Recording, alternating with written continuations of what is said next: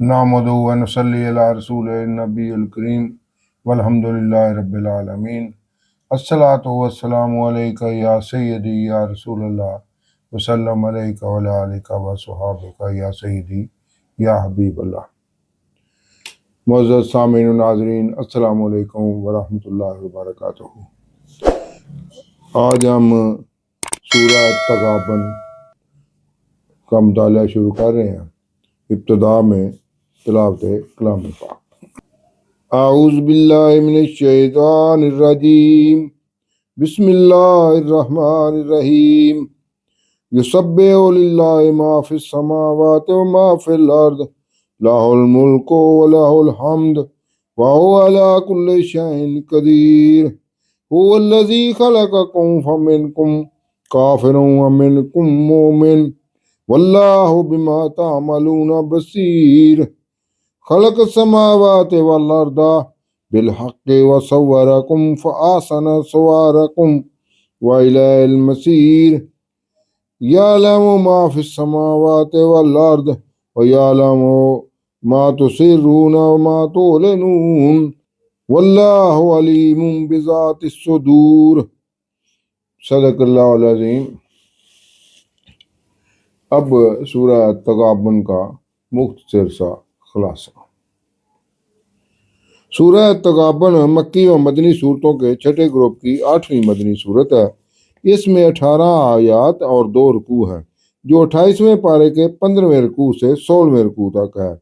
اس صورت کا عنوان ایمان مفصل، اس کی دعوت اور اخلاق حسنہ کی تعلیم ہے۔ اس صورت کو 3 حصوں میں تقسیم کیا جا سکتا ہے۔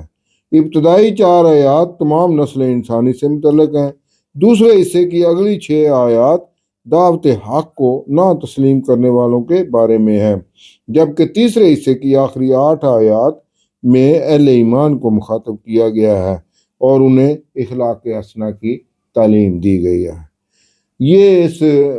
سورت کا مختصر سا خلاصہ تھا۔ اب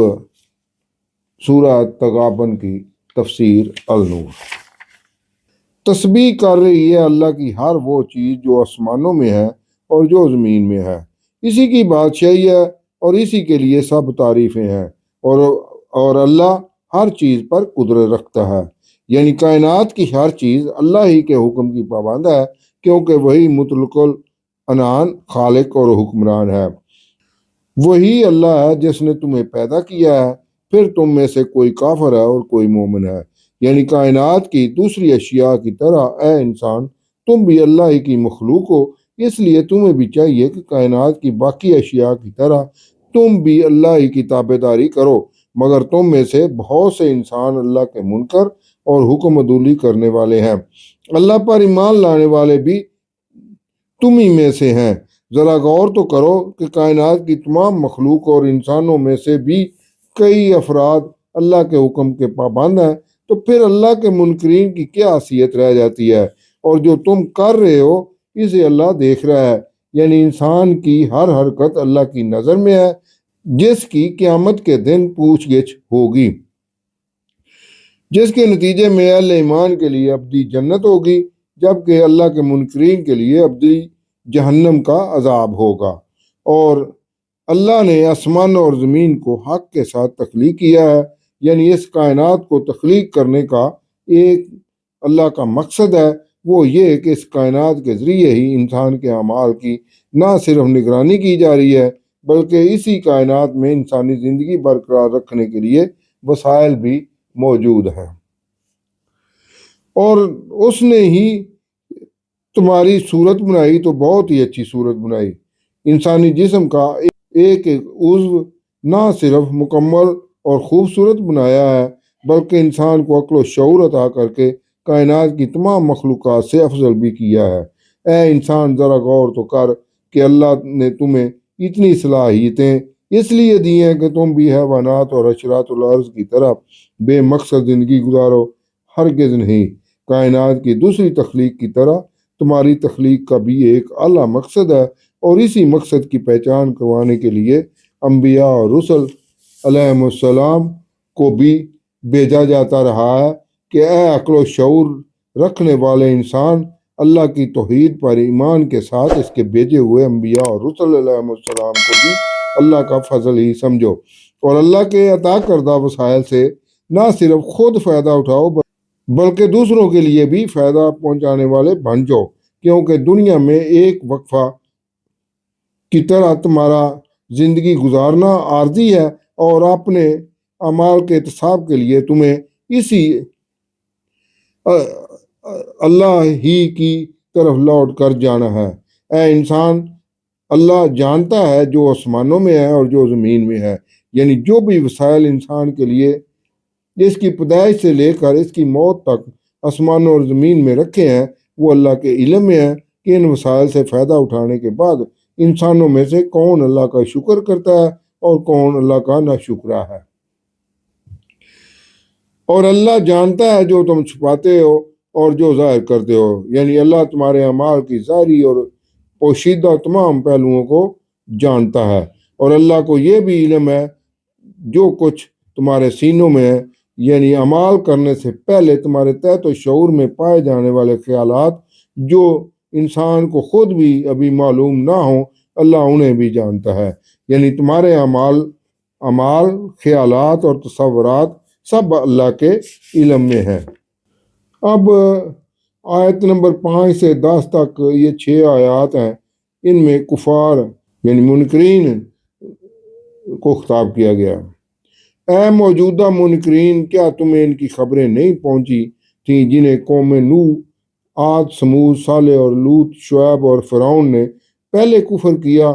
یعنی انکار کیا تھا، تو انہوں نے اپنے اعمال کی سزا کا مزہ چکھ لیا، یعنی سابقہ اقوام کے منکرین اللہ کے عذاب سے نہ بچ سکے اور وہ تباہ ہو گئے، اور ان کے لیے قیامت کے دن دردناک عذاب بھی ہے۔ پہلی قوموں نے کفر کیوں کیا؟ یہ ان کا انجام اس لیے ہوا کہ ان کے پاس ان کے رسول علیہ السلام روشن نشانیاں لے کر آتے رہے، تو انہوں نے کہا کہ کیا ہمارے جیسا بشر ہمیں ہدایت دے گا؟ پس انہوں نے کفر کیا، رسول علیہ السلام سے منہ موڑ لیا،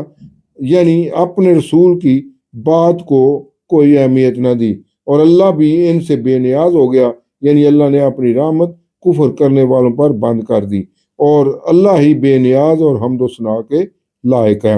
یعنی اللہ نے ان کفار سے اپنی کوئی حاجت تو پوری نہیں کروانی تھی۔ دوسری برائی جو کافروں میں موجود تھی وہ یہ تھی کہ کافروں کو یہ زوم تھا کہ وہ مرنے کے بعد ہرگز نہیں اٹھائے جائیں گے۔ آپ صلی اللہ علیہ وسلم کہہ دیں کہ کیوں نہیں، مجھے میرے رب کی قسم تم پہلی کفار اقوام کے ساتھ ضرور اٹھائے جاؤ گے، پھر تمہیں تمہارے اعمال بتا دیے جائیں گے، اور یہ اللہ کے لیے بہت آسان ہے۔ اس لیے اے کفار، تمہیں کہا جا رہا ہے کہ پس ایمان لے آؤ اللہ اور اس کے رسول پر اور نور یعنی قرآن پر جو ہم نے نازل کیا ہے، اور اللہ تمہارے سب اعمال سے باخبر ہے کہ قیامت کے دن تمہیں اپنے اعمال کا سامنا کرنا پڑے گا، یعنی توحید، رسالت اور قیامت پر ایمان لے آؤ، ورنہ تمہیں سنگین نتائج بھگتنا ہوں گے۔ جس دن تمہیں جمع ہونے والے دن جمع کیا جائے گا، ہار اور جیت کا دن ہوگا، یعنی وہی یوم تغابن ہوگا۔ یہ اس صورت کی وجہ تسمیہ ہے۔ اور جو اللہ پر ایمان لے آئے اور نیک اعمال کرتا رہے تو اللہ اس کی کفر میں کی جانے والی برائیاں اس سے دور کر دے گا اور اسے قیامت کے دن باغات میں داخل کرے گا جن کے نیچے نہریں بہہ رہی ہوں گی، وہ ان میں ہمیشہ رہیں گے۔ یہی بڑی کامیابی ہے، اور ہارنے والوں کے لیے کیا ہوگا؟ اور جنہوں نے کفر کیا اور ہماری آیات کو جھٹلایا وہی دوزخ والے ہوں گے جو اسی میں ہمیشہ رہیں گے، اور وہ برا ٹھکانہ ہے۔ سورت کے آخر میں 11 سے 18 8 آیات میں اہل ایمان کو خطاب کر کے چند ہدایات جاری کی جا رہی ہیں کہ وہ اپنے ایمان کے ثمرات کیسے حاصل کر سکتے ہیں، کہ انہیں یقین ہونا چاہیے کہ کوئی مصیبت نہیں آتی مگر اللہ کے حکم سے، اور جس کا اللہ پر ایمان ہے وہ اللہ اس کے دل کو ہدایت دے ہی دیتا ہے، یعنی اہل ایمان کو ہر حال اللہ پر توکل رکھنا چاہیے تاکہ وہ تسلیم و رضا سے واقف ہو سکے، اور اللہ ہر شے کا علم رکھنے والا ہے، اور اللہ کی اطاعت کرو اور رسول اللہ صلی اللہ علیہ وسلم کی اطاعت کرو، اور اگر تم نے اس سے روگردانی کی تو ہمارے رسول صلی اللہ علیہ وسلم پر تو صرف واضح طور پر دعوت حق کو پہنچا دینا ہی تھا، یعنی رسول اللہ صلی اللہ علیہ وسلم کا واضح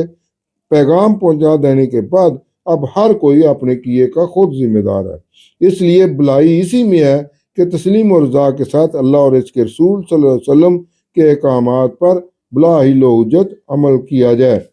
تیسرا حکم یہ اہل ایمان کو اللہ رب العزت دے رہے ہیں، اللہ کے سوا کوئی معبود نہیں اور اللہ ہی پر اہل ایمان کو توکل کرنا چاہیے۔ چوتھا حکم ہے، اے ایمان والو، تمہاری بیویوں اور اولاد میں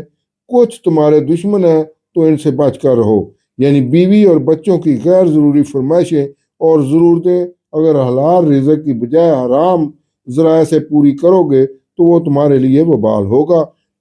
اور اس لیے اہل ایمان کو اس سلسلے میں انتہائی محتاط رہنا ہوگا۔ اور اگر بیویوں اور اولاد کی غیر ضروری ضروریات کو پورا کروانے کے لیے وہ بد زبانی یا ہٹ درمی سے تم پر دباؤ ڈالتے ہیں تو تم اللہ اور اس کے رسول صلی اللہ علیہ وسلم کے احکامات کو مد نظر ہی رکھو، تم انہیں معاف کر دو، اور اگر درگزر کرو گے اور بخش دو گے تو بے شک اللہ غفور الرحیم ہے۔ یعنی اہل ایمان کو مشکل اور تکلیف دہ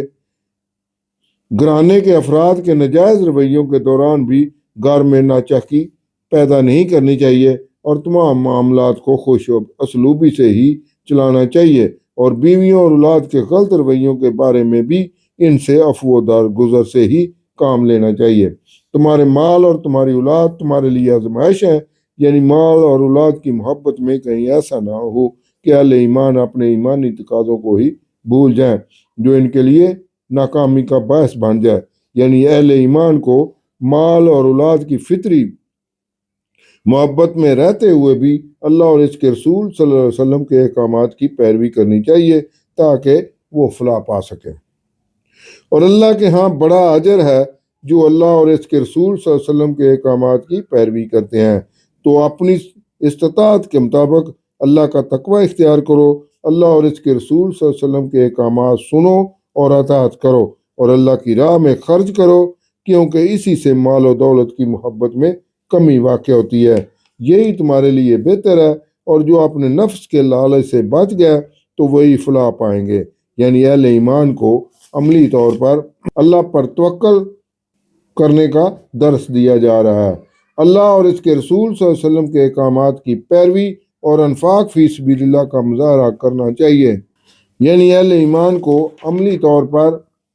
اللہ پر توکل، اللہ اور اس کے رسول صلی اللہ علیہ وسلم کے احکامات کی پیروی اور انفاق فی سبیل اللہ کا مظاہرہ کرنا چاہیے۔ اگر تم اللہ کو قرض حسنہ دو گے